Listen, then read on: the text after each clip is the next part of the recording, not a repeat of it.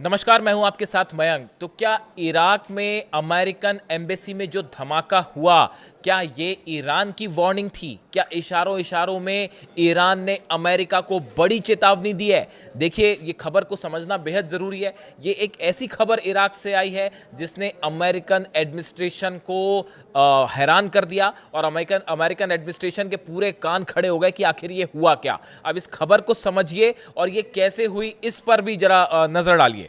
देखिए, 7 तारीख की बात है, यानी करीब 48 घंटे पहले इराक में जो अमेरिकन डिप्लोमेटिक सेंटर है, यानी कि एक प्रकार से आप एम्बेसी कह लीजिए सरल शब्दों में, या डिप्लोमेटिक सेंटर है जो कि फैसिलिटी प्रोवाइड करता है वहाँ पे जो सेना आती है अमेरिका की या जो नागरिक जाते हैं उनके लिए। अब देखिए, ये जो डिप्लोमेटिक सेंटर है इसमें एक धमाका होता है इराक में, बगदाद में। अमेरिकन डिप्लोमेटिक सेंटर के पास के सेंटर के बिल्कुल बाउंड्री पे ही एक धमाका होता है। पहले तो इस धमाके की खबर को छुपाने की बड़ी कोशिश की गई और ये कोशिश की गई कि इसके बारे में किसी को जानकारी ना हो, लेकिन खबर बाहर आई जाती है। खबर फैल गई सब जगह कि भाई अमेरिकन डिप्लोमेटिक सेंटर में जो बगदाद में है, यहाँ पर जो है वो धमाका हुआ है।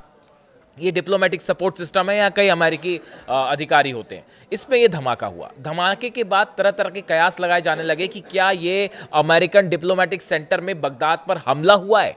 इस तरह की खबरें चलने लगी। इस बीच अमेरिका की तरफ से एक बयान आया। अमेरिका ने बयान जारी किया जिसमें ये कहा गया कि ये एक कंट्रोल्ड एक्सप्लोजन था। यानी कि कहने का मतलब ये सरल शब्दों में कि इस डिप्लोमेटिक सेंटर में अमेरिका के एक बड़ा आईडी मिलता है, एक बड़ा बॉम्ब मिलता है सरल शब्दों में। उसका पता चल गया अमेरिका को, अमेरिका जो एम्बेसी है उसके अधिकारियों को इसका पता चला और उसके बाद फिर वहाँ पे धमाका किया गया। इस तरह की खबर आई। लेकिन जो सबसे बड़ी चेतावनी थी वो चेतावनी ये थी, आखिर अमेरिका के इस डिप्लोमेटिक सेंटर में या ये यूएस डिप्लोमेटिक सपोर्ट सिस्टम जो सेंटर था, इसमें ये बड़ा एक्सप्लोजिव पहुंचा कैसे, ये आईडी वहां पर पहुंचा कैसे, और क्या खुद अलर्ट किया गया अमेरिका को कि भाई बम रखा है उसको आप संभाल लीजिए? क्या इस तरह के भी कहीं इस तरह की भी खबरें हैं कि ये एक वार्निंग दी गई अमेरिका को कि अगर हम जब चाहें तब आपके सेंटर को निशाना बना सकते हैं? क्या इस तरह की वार्निंग दी गई है अमेरिका को? देखिए, पहली बात तो मैं आपको बताऊं, जो खबरें छपी हैं आप इसका नेचर समझने की कोशिश कीजिए खबर का, और ये कैसे ईरान से जुड़ रही है। देखिए, controlled explosion at US diplomatic facility in Iraq capital Baghdad sparks panic. खबरें छपी कि भाई जैसे ये धमाका हुआ उसके बाद पूरे सेंटर के आसपास जो है वो पैनिक फैल गया। A blast hits a U.S. diplomatic facility in Iraq capital Baghdad, confirmed by American embassy as a controlled explosion. The incident comes amid soaring tension between United States and Iran, just a day after a massive fire was reported at a military base in Tehran. अब देखिए, ये धमाके की खबर कब आती है। आपने देखा होगा 3 दिन पहले तेहरान में एक मिलिट्री बेस में आग लगने की खबर आई और पता चला कि उसके मिलिट्री बेस के कंपाउंड में आग लग गई है, जिसकी धुआं और काला धुआं निकलता दिखाई दिया और आग की लपटें दिखाई दी। इसकी खबरें सबने देखी और इस तरह की खबरें आई कि ईरान के मिलिट्री बेस में आग लगी। इसके आप कुछ दिन पहले की बात देखिए, और अगर आप 2-3 दिन पीछे चले जाएं तो खबर आई कि ईरान में एक बड़ा मॉल है, उस मॉल में आग लगने की खबर आई। उसके और 3-4 दिन पीछे चले जाइए तो खबर आई थी बंदर अब्बास में, वो आपने देखा ही होगा, मैंने वीडियो भी किया था कि बंदर अब्बास में जो है एक बिल्डिंग में जिसको कहा गया कि आईआरजीसी का गेस्ट हाउस है, बाद में आईआरजीसी ने कहा ये हमारा कोई गेस्ट हाउस नहीं था, और वहाँ पे धमाके की खबर आई। इस तरह से आप देखें, अगर पिछले 10 दिन में आप देखें तो लगातार ईरान में इस तरह की खबरें आ रही थी कि आग लग रही है या कहीं धमाके हो रहे हैं।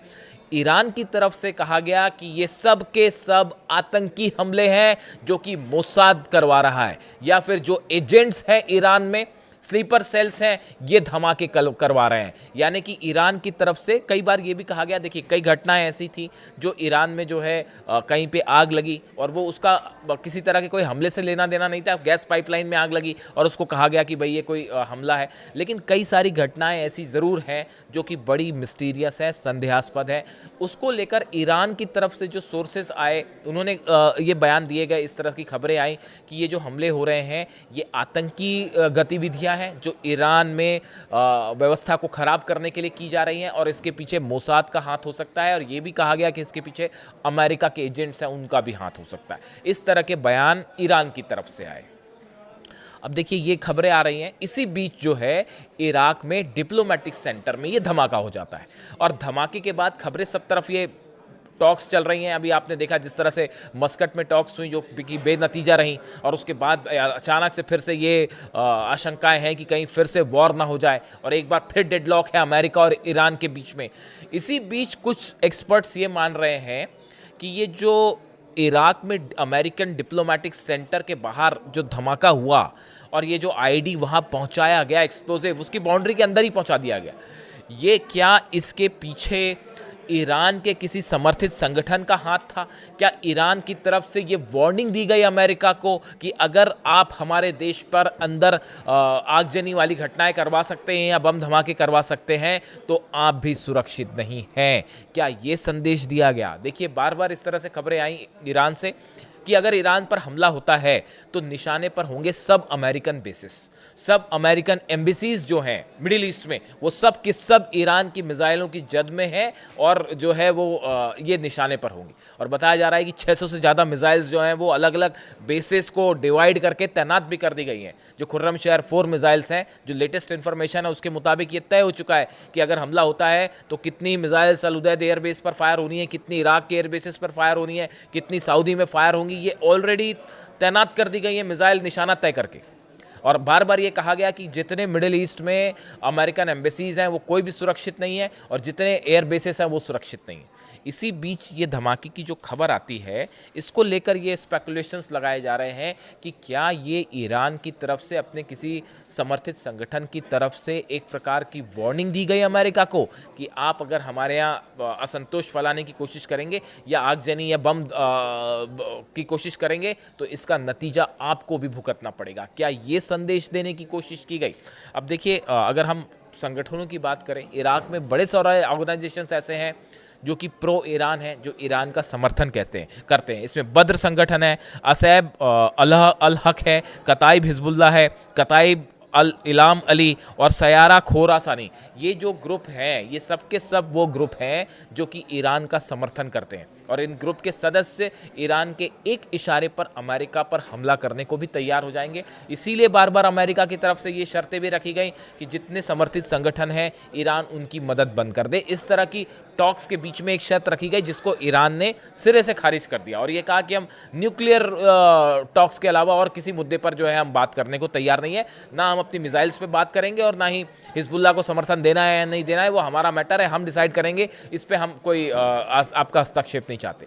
यानी आप देखिए हालात ऐसे हैं, अमेरिका और ईरान का एक दूसरे पर कोई विश्वास नहीं है, जीरो कॉन्फिडेंस है। दूसरी बात, अब्बास अराक्ची साहब का एक नया बयान, विदेश मंत्री जो हैं ईरान के, इनकी तरफ से एक बड़ा अहम बयान आया है। इन्होंने ये कहा है कि भले बातचीत हो रही हो, भले बातचीत चल रही हो और अगले दौर की भी बातचीत हो सकती है, लेकिन इस बीच ईरान को पहले के मुताबिक ज़्यादा सावधान रहने की ज़रूरत है, कहीं बातचीत की आड़ में अमेरिका हमला ना कर दे।